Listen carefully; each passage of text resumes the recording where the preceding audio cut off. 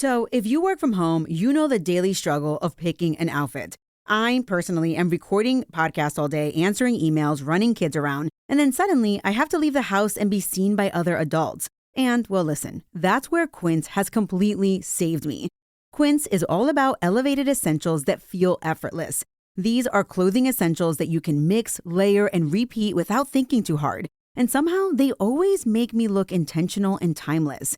I've been wearing these European linen pants from Quince nonstop lately, and they are kind of the MVP of my wardrobe, really. They're insanely comfortable, like sit at your desk all day comfortable, but they look so polished.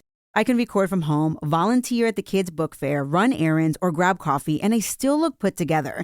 There's no outfit change required. That's what I love about Quince. They have the wardrobe staples that actually last. Things like 100% organic cotton sweaters, premium denim with stretch that doesn't dig in, and luxe cotton cashmere blends that are perfect when the weather just can't make up its mind. Am I right? These are not the one-season pieces. These are everyday go-tos. And the quality of Quince products are legitimate. Quince uses high-end materials like 100% European linen and organic cotton, and you can feel it, the stitching, the fit, the fabric. Even better, Quince works directly with safe, ethical factories and cuts out the middleman. So you're not paying for brand name markups, just really well-made clothing at a fair price. And honestly, my Quince pieces have become staples in my daily rotation, especially on days when I need to look like I have my life together, even if I'm really just running on little to no sleep and pure chaos.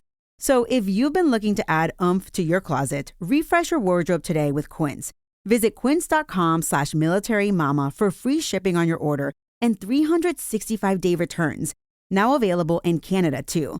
That's Quince, QUINCE.com/militarymama to get free shipping and 365-day returns. Quince.com/militarymama. By the time I hit my 50s, I'd learned a few things, like how family is precious. Work can always wait. And 99% of people over 50 already have the virus that causes shingles.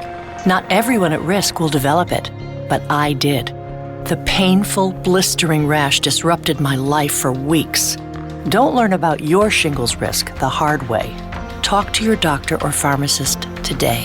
Sponsored by GSK. Welcome back, True Crime Army. I am your host, Margot, and this is Military Murder, a show where I discuss crime cases involving military members and veterans, all with one goal in mind, to remind us to remain vigilant always.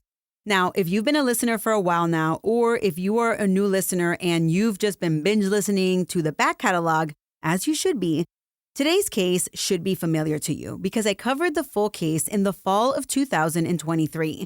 And this is the case of Jennifer Evans and the killer Navy SEALs, Dustin Turner and Billy Joe Brown. Well, just this year, January of 2026, there has been a huge update, which is why I am releasing this update episode now. Just a heads up that in a few days, I will be re-releasing my episode on the Jennifer Evans case with the update embedded. So be sure to check it out just to refresh yourself on the case. With that, let me get right into the update. Military murder is an independent project and is not endorsed by the Department of Defense or any military component. The views expressed are those of the host. The content of this podcast is not meant to be legal or medical advice.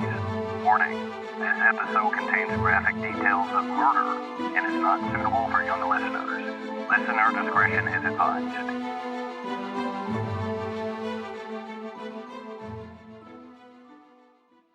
In early January 2026, the Virginia Parole Board voted 3-2, granting parole to 50-year-old Dustin "Dusty" Turner, a former Navy SEAL trainee who has spent over 30 years behind bars. Turner has been incarcerated since 1995 for the high-profile killing of a young woman named Jennifer Evans. This was a case that captured national attention in the mid-90s. And the thing about this update is that the parole board's split decision is historic, marking the first time in decades that a Virginia inmate convicted of murder has won parole under such circumstances. You might recall that Turner was sentenced to 82 years in jail, meaning that he realistically wasn't looking to walk out of prison until he was in his 70s. But this recent early release decision has stunned many who have been following the case for decades. So let me briefly recap the crime for you. In June 1995, 21-year-old Jennifer Evans, who was a pre-med student vacationing in Virginia Beach, was out at a nightclub when she met Dustin Turner and his Navy swim buddy, a man by the name of Billy Joe Brown. Later that night, after meeting, Jennifer and Dusty left the club and returned to Dusty's car. As the two of them sat there talking, a very drunk Billy Brown climbed into the back seat of the car. Then, seemingly without provocation, Brown suddenly strangled Jennifer, who had been sitting in the front passenger seat. Dusty maintained that he tried to stop Brown from strangling Jennifer, but Brown was just too strong. Brown, however, initially told authorities that it was Dusty who killed Jennifer.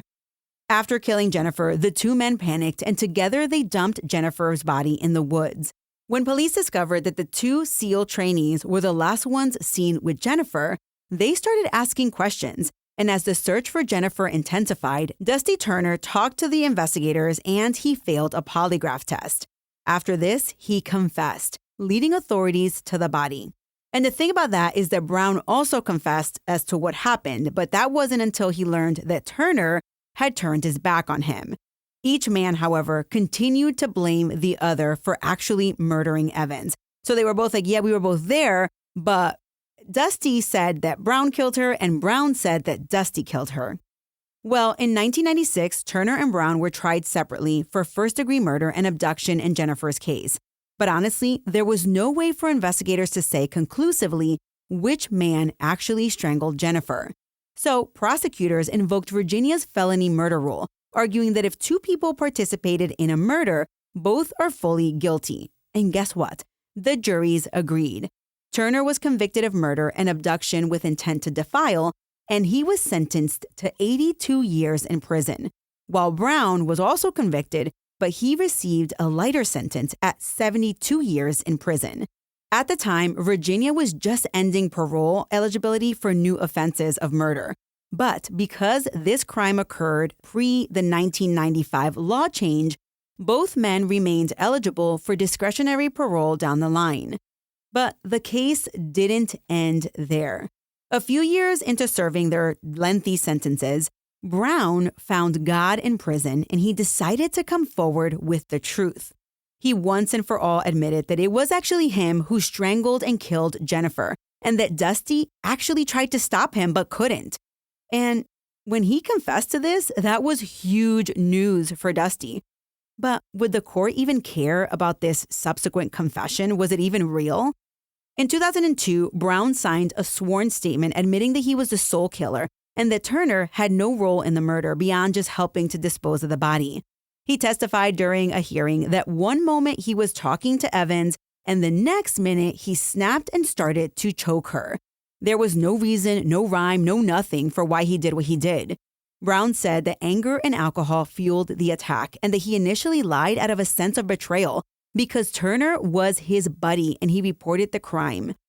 Now, Turner's legal team was seizing on this confession and they were trying to introduce this as new evidence of Turner's innocence in the actual murder.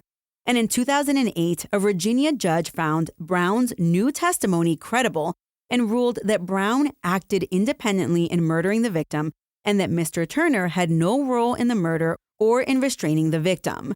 A Virginia Court of Appeals panel subsequently granted Turner a writ of actual innocence, which is a rare decision that would have voided his murder conviction. Turner's case was the first in Virginia's history to be overturned based on non-DNA evidence at the time.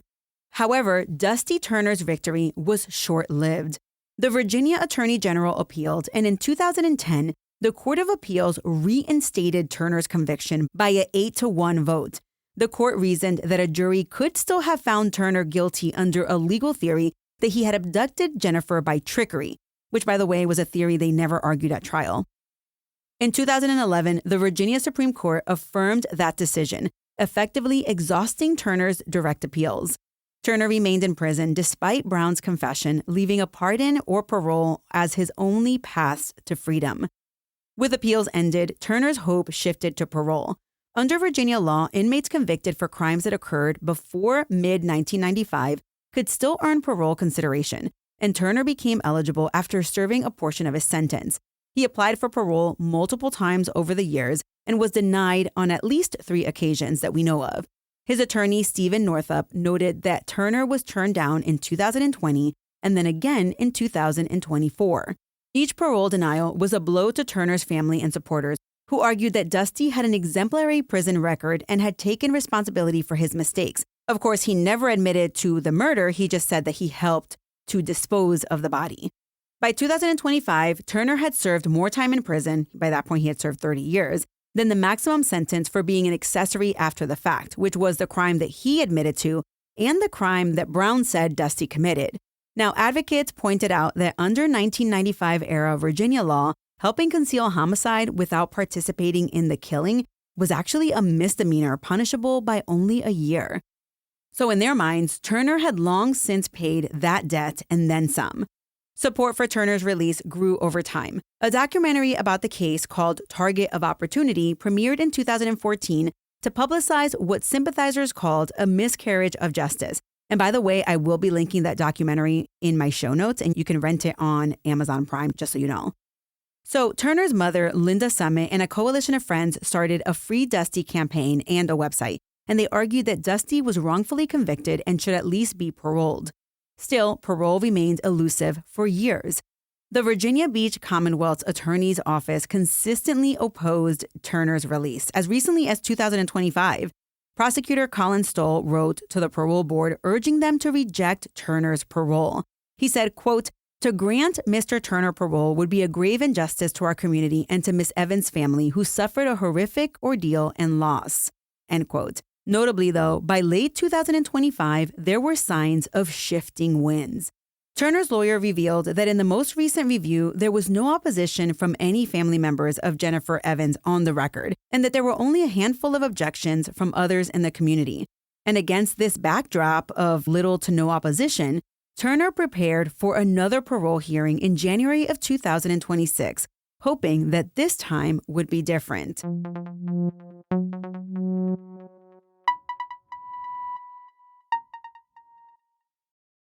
Kaylee Cuoco and Sam Claflin star in the MGM Plus original series, Vanished. When the man Alice loves disappears on a train to the south of France, every romantic memory becomes evidence. Every intimate detail, a potential threat. She thought she knew everything about him, but she may not even know his real name. New episode Sunday on MGM Plus.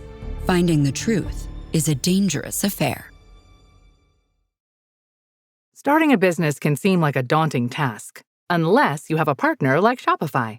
They have the tools you need to start and grow your business. From designing a website to marketing to selling and beyond, Shopify can help with everything you need. There's a reason millions of companies like Mattel, Heinz, and Allbirds continue to trust and use them. With Shopify on your side, turn your big business idea into... Sign up for your $1 per month trial at shopify.com/special offer. Turner's parole hearing took place on January 7th, 2026. It was conducted virtually, allowing Dusty to speak directly to the parole board members via a video link. By all accounts, Turner used this opportunity to show remorse and take accountability for his role in the 1995 tragedy. Short of confessing to a murder he had always denied, he took responsibility. He expressed what he called his profound sorrow for Jennifer Evans and her family, apologizing for the suffering that he caused. He also voiced deep remorse for his actions and inactions on the night of the crime, admitting that it was his failure to prevent the death and his choice to help cover it up that will haunt him every day. Those words show just how much remorse Turner lives with every day. And guess what? They appeared to carry weight. After hearing from Turner, the parole board deliberated. And in a dramatic outcome, 3 board members voted in favor of parole, and there were 2 members who were voting against it. High profile, for any of us to publicly put our name behind you, I know may come with great criticism from some. That being said, and this was by no means an easy decision on my part, I do vote in favor of your release. I do feel that you have demonstrated rehabilitation. You have been infraction-free for more than 24 months. You have significant community support, no previous felony convictions, a stable release plan, and I feel that your release is compatible with public safety. I most certainly would not be putting my name behind you if I thought otherwise. Now, regarding significant community support, with that comes a huge sense of responsibility for you, because you especially will have people watching you, what you do on the outside. And I would imagine that you will not want to let them down, because you would most certainly have a lot to lose if you did. And I do have one favor that I would like to ask of you today. I know you have a large social media following. To let Jennifer Evans' family and friends live in peace, and to not make any contact with them for any reason. I know that these 30 years have been difficult for them.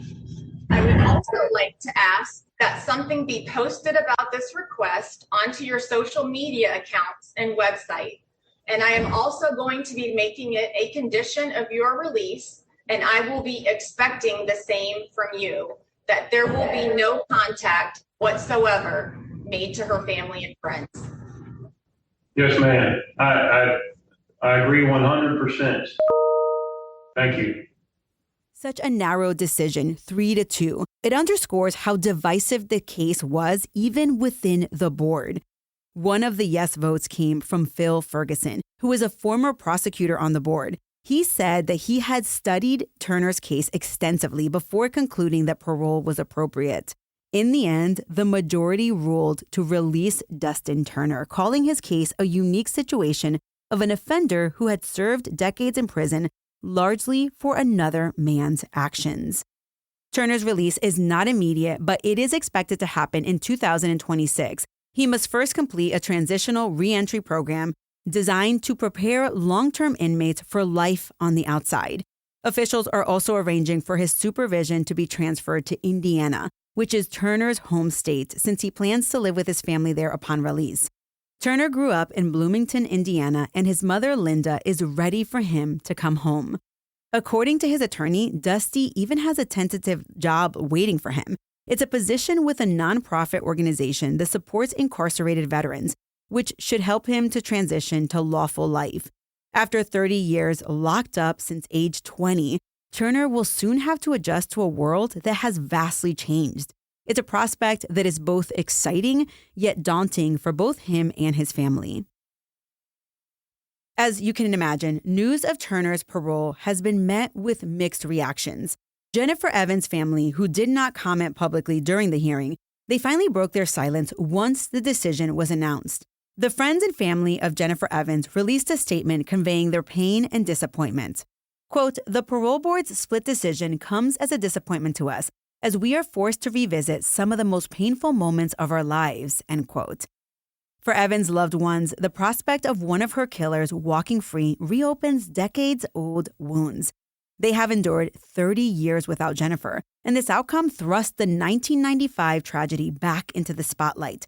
The family statement acknowledged that reliving the crime after so long is not something that they ever wanted to experience again. While they do not explicitly criticize the parole board, the Evans family made it clear that the decision brought them little comfort.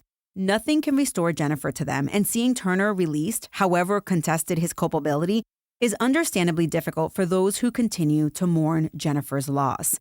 You might recall that Jennifer Evans was an only daughter to her parents and a talented student on a pre-med track. Her mother, Dolores Evans, had previously voiced fears about either man ever getting out. Dolores made a statement back in 2011 when Dusty Turner was fighting for his conviction, where she said, quote, "Having either of these two men back on the street, we would be fearful for other people's daughters," end quote. Those feelings of dread have likely resurfaced for the Evans family now that Turner has been approved for release. For Dusty Turner's family, though, the parole decision is the answer to a long-sought prayer. His mother, Linda, has been one of his fiercest advocates for 3 decades, traveling to and from hearings, lobbying governors for a pardon, and maintaining her son's innocence to anyone who will listen. When the call finally came in on January 7th that Dusty would be paroled, Summit was beyond herself. She was overcome with emotion. She didn't know what to do. She was walking back and forth. She couldn't figure out whether she wanted to cry or whether she wanted to laugh or She walked outside and she came inside and she had no idea what to do. She was just going crazy for the first 24 hours. The wave of relief and joy was so intense that it was almost physically overwhelming for her, she told the media. For Linda, who lost her husband a few years ago during the long fight to free Dusty, this victory is deeply bittersweet. She's happy for her son because he's finally going to come home, but her emotions are also mixed with lingering sorrow for Jennifer's death and the toll that this entire ordeal has taken on both families. Linda also offered a hopeful takeaway from her family's tragedy, though. She said that Dusty's story should serve as a cautionary tale to young people about how quick decisions can derail lives.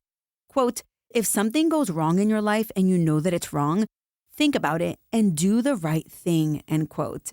In other words, if her son had made different choices that night in 1995, maybe like immediately calling police or not letting misguided loyalty to his friend influence him, so much could have been avoided.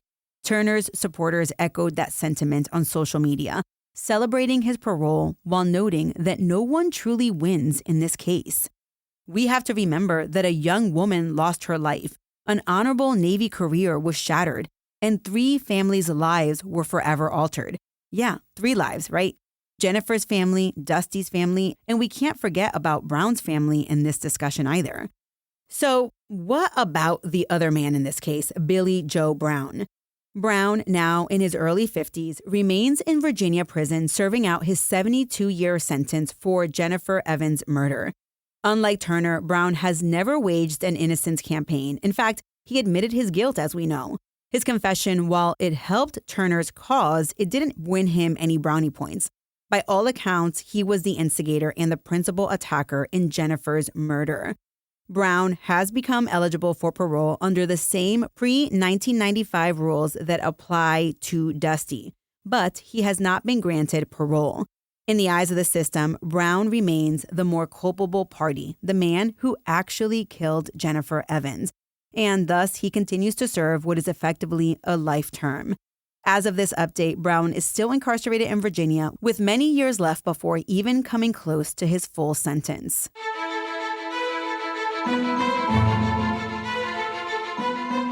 True Crime Army, thank you so much for taking the time to listen to this update episode. As I look at the cases I have covered over the last 6 years, I am really trying my best to go back and bring you any significant legal updates for cases I have covered.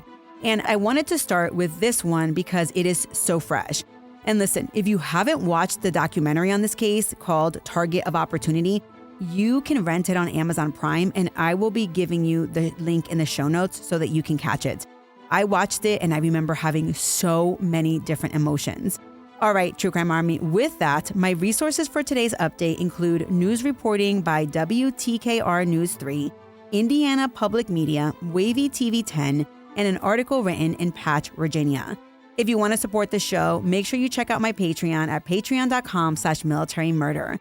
Military Murder is a Mama Margot production. The music was created by Ty-Ops. Until next time, remember, you never really know what someone is capable of, so remain vigilant always. You have a fabulous week, and I'll keep digging to bring you another military murder story next time.